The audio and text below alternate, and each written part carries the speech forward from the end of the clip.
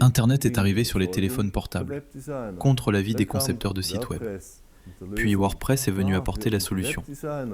Les concepteurs de sites web du monde entier ont alors cessé de programmer eux-mêmes. Mais ces sites web prêts à l'emploi de WordPress et compagnie avaient un prix.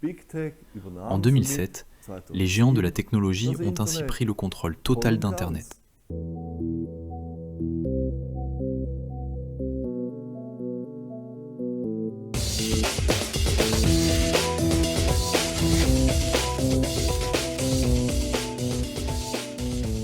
Big Tech das Internet vollständig übernahm. Lorsque Big Tech a complètement pris le contrôle d'Internet, le premier iPhone est arrivé sur le marché en 2007. C'est à ce moment-là que Big Tech a complètement pris le contrôle d'Internet. Comment suis-je arrivé à cette conclusion?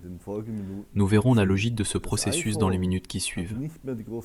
L'iPhone n'avait plus le grand clavier de son prédécesseur BlueBerry, mais un grand écran sur lequel s'affichaient les lettres. Cette innovation s'appelait écran tactile. Elle permettait de résoudre le problème de l'utilisation du téléphone portable sans souris. Sur cet écran tactile, il était désormais possible de consulter des sites web, du moins en théorie, car on ne voyait rien. Ils étaient trop petits. Les médias ont fait pression. On voulait avoir Internet sur son téléphone portable. Et quand la Silicon Valley veut quelque chose, des millions d'articles suivent dans les médias. Et ils ont obtenu ce qu'ils voulaient, contre l'avis des web designers. Internet est arrivé sur les téléphones portables. Mais qu'en était-il des sites web trop grands pour les écrans trop petits des téléphones portables? Les web designers se sont creusé la tête. Si l'on compare cela à un magazine papier, le magazine est par exemple divisé en 3 colonnes verticales. Sur le téléphone portable, seule une colonne peut être affichée. 3 colonnes ne sont tout simplement pas lisibles sur un téléphone portable. Elles sont trop petites. On a donc cherché un moyen d'afficher le même site web en 1 ou 3 colonnes, selon qu'il s'agissait d'un PC ou d'un téléphone portable, pour simplifier. Il semblait impossible de mettre cela en œuvre sur un site web entier. Puis WordPress est venu avec la solution. À l'époque, WordPress créait déjà des sites web prêts à l'emploi pour les blogs, afin qu'il n'ait pas à être reprogrammé à chaque fois. WordPress a résolu le problème des différentes tailles d'écran grâce à un CSS adapté, de sorte qu'un site web s'affiche en 1 ou 3 colonnes selon la taille de l'écran.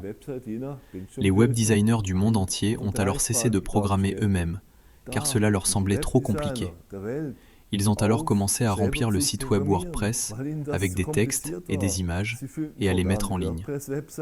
Mais ces sites web prêts à l'emploi de WordPress et compagnie avaient un prix. WordPress et compagnie ont intégré tous les outils Google gratuits. Les outils Google gratuits qui envoient les données des visiteurs dans la Silicon Valley.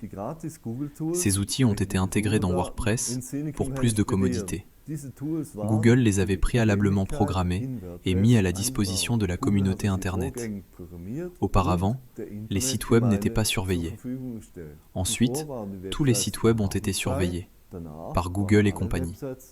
En 2007, Big Tech a ainsi pris le contrôle total d'Internet.